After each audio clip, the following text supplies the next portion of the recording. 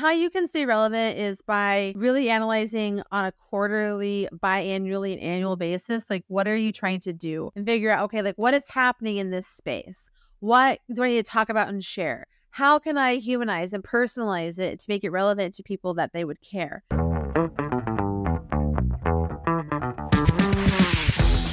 Hey Desiree, welcome to the show. How are you? I am very excited to be here. Thank you for having me. I'm doing great. Amazing. That's the energy that we need, on the podcast. And today we're gonna, I'm very excited because we're gonna talk about the creator economy on, two separate point of views, right? So on the brand side, on the creator side, many times, right?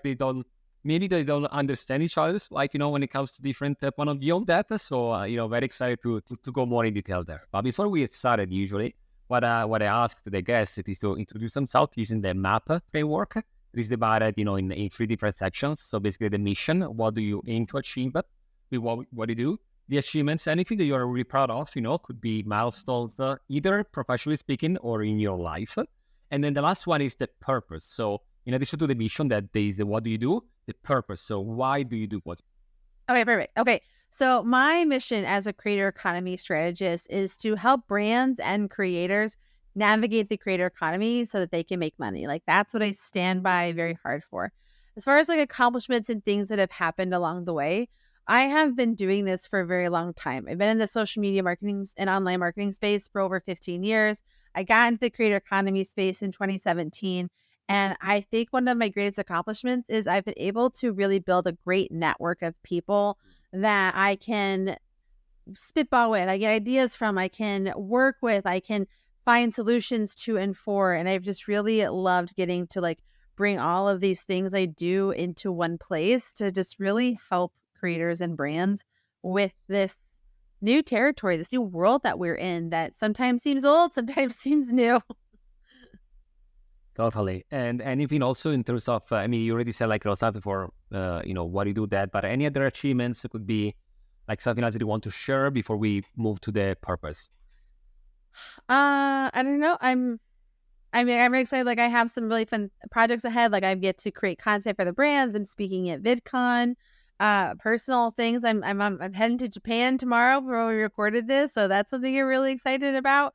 I'm just excited I get to do what I do. Like as far as accomplishments go, like getting to help creators and brands, which I have been doing for, for like 5 years. That's my greatest accomplishment, as dumb as that might sound. Amazing. And on the purpose, I think that you already kind of shared that, right? That you want to help monetize. Is there anything else on the purpose? Anything else that was for you a click, let's say, to make like, really fall in love with what you do? Back in 2000, so I got started on YouTube in 2017 as a way to get leads to my social media business that I had. My husband was in the military and we had orders to move to South Korea and I needed a way to get leads and YouTube was the answer. So I got started. I posted lots of bad videos like everybody does. And I got better and stuff. But when I really wanted to dive into what I could do to be successful in the YouTube space, I could not find anybody in like my shoes. Specifically, I could not find any women educators to help guide my way. And I thought that was really weird, especially because I knew that there were actually a ton of women out there doing YouTube education, but they weren't getting the attention that they deserved. And so I launched the Women of Video podcast. It was actually the Women of YouTube podcast, and I rebranded to Women of Video in 2021. Focus on telling the stories of women creators to help other women on their journey so that they could see themselves and that way it felt more feasible for them to do. And so going along this journey, I loved how everyone has a different way that they have found success. Sometimes, yes, they are similar things. Like we do courses, we have AdSense, we have brand partnerships and deals, but how they're structured, what led them to it, why they're doing it, the obstacles that they face, the things they have overcome, the victories they have shared. I've been able to learn so much. And so then I get to take all this information, these case studies, and then I get to help educate others on how they can do it as well and make it more digestible so that they're not struggling all the time, because I feel like that happens so frequently in our creator space and it doesn't need to. And no, I do agree. And in fact, one of the first thing I wanted to ask you, after all these years, right, of collecting information, it is that these days, the monetization, there are so many ways to to work on, on different way to get paid and so on, and make money thanks to social media. But even before that, let's do a step back, right? That is, how do you actually create, like, develop a brand? Not just that, something that it can work on the long term, right? Something that is like, future proofed, right? Something that can stay there for the long term and everything. So, like, first of all, how do you define, a brand that can be, developing that way? And what are the steps that you recommend and that are critical to support that growth? Oh, it's a great question. Okay, so how can a creator build a brand, and how can a brand, like a business, like tap into the creator space? I think is a great way to kind of merge this question. Yeah. So in order for a brand to exist, you have to have some foundational things in place. One, you have to have a product. What is it that you're selling? Two, you have to have like a purpose, like who are you like what is the point of it? And three, you have to someone you're talking to, like who's the audience that's going to watch and buy from you. So when it comes to being a creator brand, initially you are the product. You are the thing that is being sold. Your life might be what you sell, like you're a lifestyle vlogger. You might be selling education. You might be doing a host of other things. There's so many different kinds of content creators out there. So you become the product. But just because you are the product, the face, it doesn't mean that it should live, breathe, and die by what that is. It's important when you're dishing out like what your income streams are and the things that you're going to sell, which is our second thing that we talked about. We have to know, what can we sell beyond our face? And so this is where, like, are you going to have a service? Are you going to have a product? Are you going to have affiliates? Are you going to have brand partnerships? Are there other things that you can do? Like, are you going to build a physical, tangible product? Are you going to have a location that you want people to go to? Like, you have to figure out what it is that you're selling besides just your life and space on your platform. Because the platform, as great as it is, can change at any point, can go away at any point, and you don't have control over it. So you have to figure out like what it is that's going to be income related beyond that part. And three, you have to know your audience. In order to know what you're going to sell and what you're going to talk about, you have to know what it is the person you want to buy from you like expects and wants. So when you're putting together your product and figuring out what you want to talk about, who is it that you want to talk to? Who is it that you want to buy from you? And so that becomes who needs to be like the North Star of everything you do. I'm doing it for them. Like, even go so far as to like give them a name, find like a picture in a stock library that you can print and put next to your camera and talk to that person so that you can know exactly who you're talking to, what they care about. They're going to know exactly what they want to buy because that's what you have figured out they can do. And then you share that content in the way that connects. So, thank you for sharing, like, what does it mean to start something, grow in it?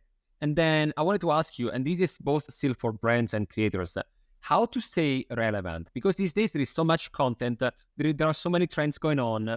What are some of the strategies that you suggest to both brands and creators to stay relevant these days on social media?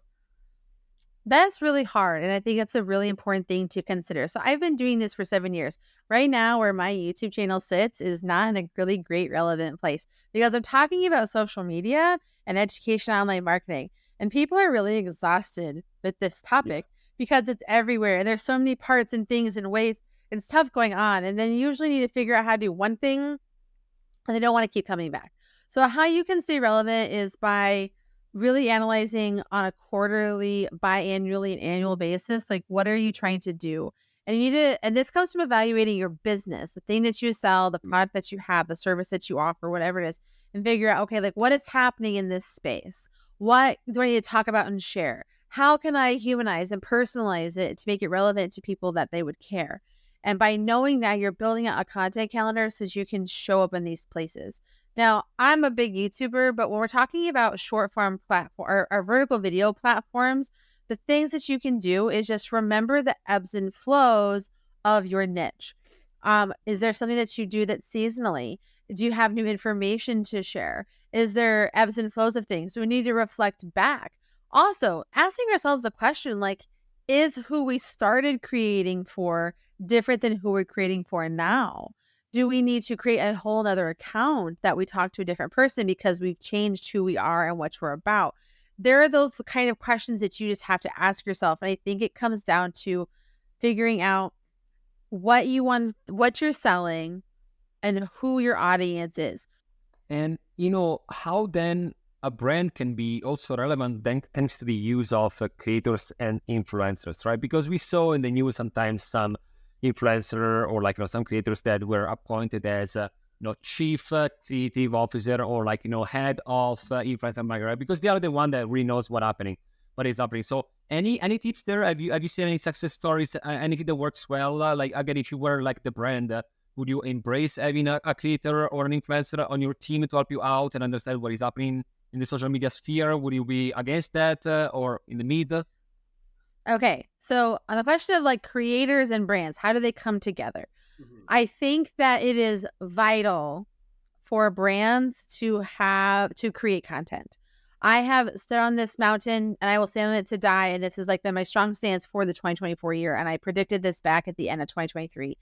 This is the year that brands become creators versus solely relying on other creators to talk about them and promote them and help them grow. We're in this place where like, okay, being a creator, the creator economy, it's here to stay. And we're integrating into ways that we have. And by having a creator in-house or someone who's dedicated to creating content about and for the brand, it allows for them to incorporate what's happening into their total marketing strategy. When you're a brand, your marketing strategy is not just TikTok and YouTube. There's so many other pieces and parts that go into an effective marketing plan. We have paid advertising. We have other platforms like Pinterest, Facebook, Instagram. We have blogging. We have email marketing. We have so many things. That's just the digital space. What about other mediums? Like what about billboards, print advertising, television, in-person networking, putting signs in people's yards? Like there are so many things that go into marketing. And so when you can have the talent creating for you specifically in-house or even as like a contractor, it allows for you to have that content that you can use in multiple ways. So brands and executives specifically that are kind of against the idea of it, I think that those are the people that just don't get it. And those are the ones that are going to continue to be left behind. You want to dive into, as a brand, you want to dive into the online space and the creator space and the influencer space, because if you don't dive in and start tracking what's happening, you're going to fall so far behind. It's going to be very hard for you to jump into the deep end of the pond. Hello! Is your brand ready to amplify its reach? Well, the Influencer Marketing Factory is here to do just that. We are a global influencer marketing agency helping brands ignite their growth, from influencer identification to campaign strategy, handling legalities and agreements to managing shipping and logistics. We have it all covered. We work with hundreds of brands across different verticals, from Fortune 500 companies to DTC brands. And we don't just stop there. With detailed ROI analysis, we help brands like yours measure success, transforming impressions into actionable conversions. You can find us at the influencermarketingfactory.com or just search the Influencer Marketing Factory on Google. And let's talk instead, about monetization, right? Because it's also another very important topic to discuss. My favorite we all topic. know about, yeah, we have a lot of we all know about brand deals, right? But what about any other untapped opportunities for creators these days? Absolutely. There's so many income stream opportunities that are available when we're talking about a brand and a creator. First of all, I think it's important to note that I believe in my core, in my jellies, to who I am, that every single creator needs to be a business, not just some creator. I have been able to be successful as a small creator by understanding I'm a business that uses the creator economy as a tool to make more money. Not I'm a creator trying to figure out how to make money later. Is creative what I sell? 100% is what I sell. And creative is what attracts my audiences up. But there are all these other parts that go into making the brand work the way that it's supposed to so that it can make money.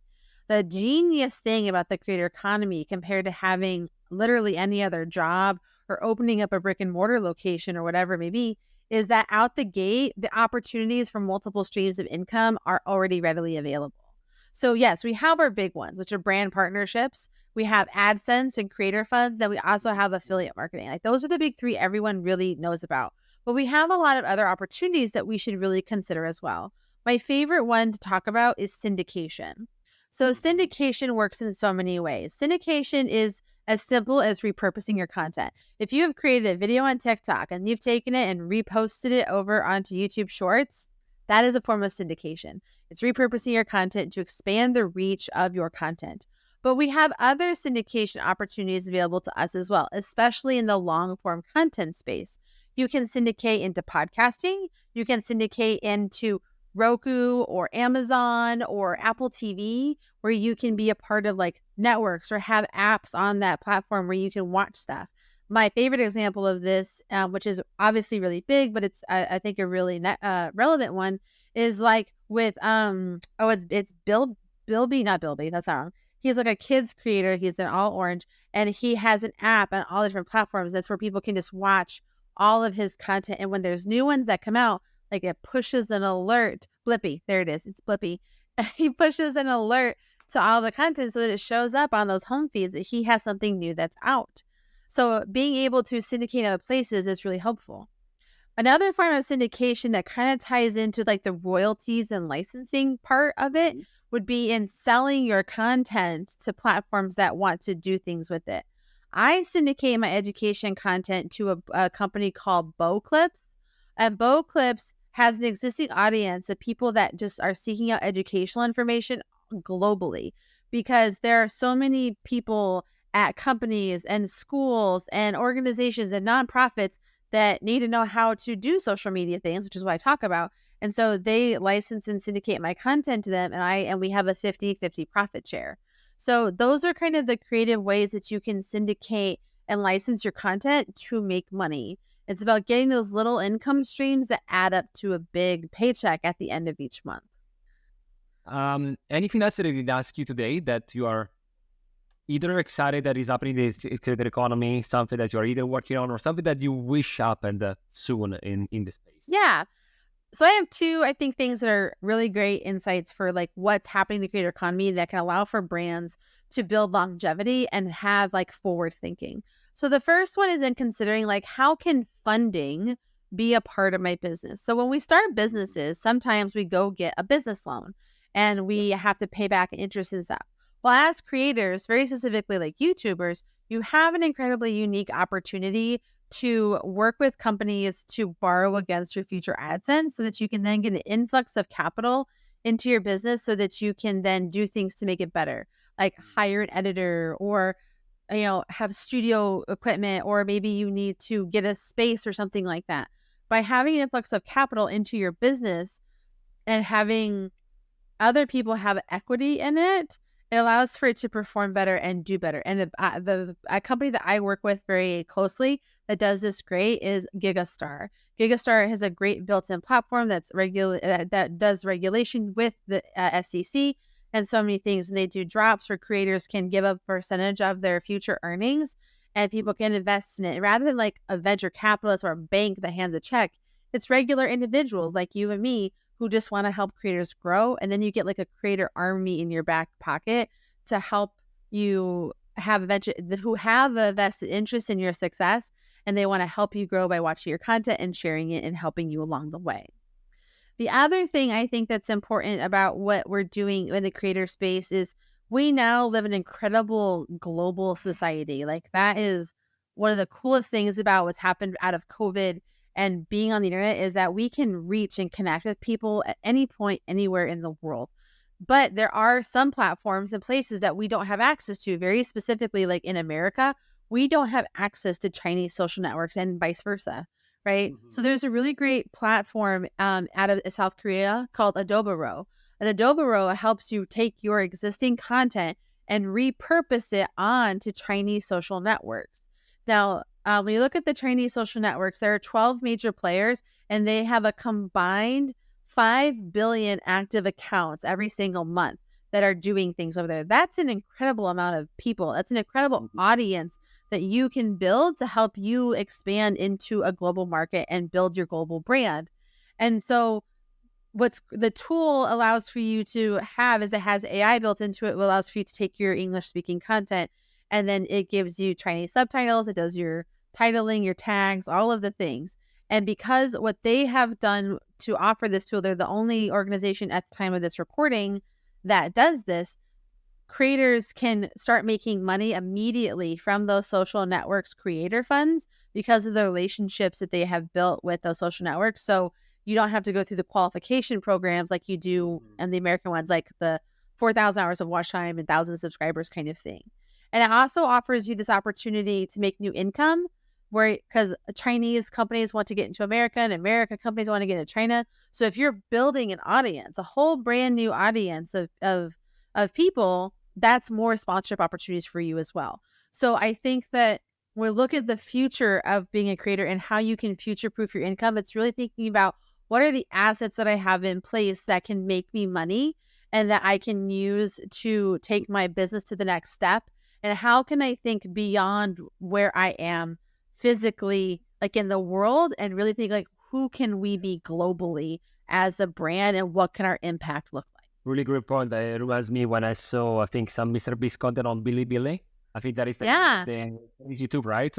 And it's crazy because now you got the subtitles, the dubbed and everything. And these days, thanks to AI, you can make a lot of things like in an easier way. I really like the idea that once you're ready, you can go global with really like not that much of work compared to a few years ago, right? So it's still, of course, time consuming. You still need, some support. But I like the idea to go potentially global and start earning with the content that you already produced on different locations. And who knows, maybe you're going to be, like it happened in the past, right, with artists and singers, that they become so famous in other countries that not where they're born or raised. We saw this with Taylor Swift and the Travis Kelce drama over the summer of 2023, where everyone was like, Taylor Swift put Travis Kelce on the map, and like Travis Kelce's won 2 Super Bowls. He's had his show. He's a reality TV star. But the answer back was like, yeah, he's a big deal in America. Taylor Swift is an international brand and creator. People know her in the smallest corners of the world. People don't necessarily know who Travis Kelce is, no matter how big of a football player he is in the States. Yeah. So thinking beyond your borders, I think is such an incredible thing to do. And when you think about even like in a little bit of a simpler context, like even YouTube allows for you now to upload closed captions in different languages. Yeah. And they're also developing the ability to add dubbing where people are talking, or like you're talking and like you can talk over with a different language for your content. You can upload a separate audio track. So it's not just like this one company or this one person that's thinking about this. Like people as a whole are thinking about this in really smart ways. Amazing. Yeah, we could do an episode only about this, I think. We could go for hours, but these were amazing points, and I'm pretty sure that for creators listening, I can see them be like, oh, this is a great idea. Let me go out there and see, well, what can I do globally speaking? So, Desiree, thank you so much for sharing all your knowledge, with us today, for these great tips for both brands and creators. I'm really grateful for the time, and I hope that if anyone ever needs anything to like brainstorm or figure out like what they can do next or what their next plan is, please just reach out to me on LinkedIn. I would love to chat with you guys all because you're impossibly amazing people doing impossibly amazing things. Fantastic. We're going to put the link to your LinkedIn in the description so people can easily connect with you, Desiree. Thank you so much. This was the Influence Factor by the Influencer Marketing Factory, and I'll see you next week.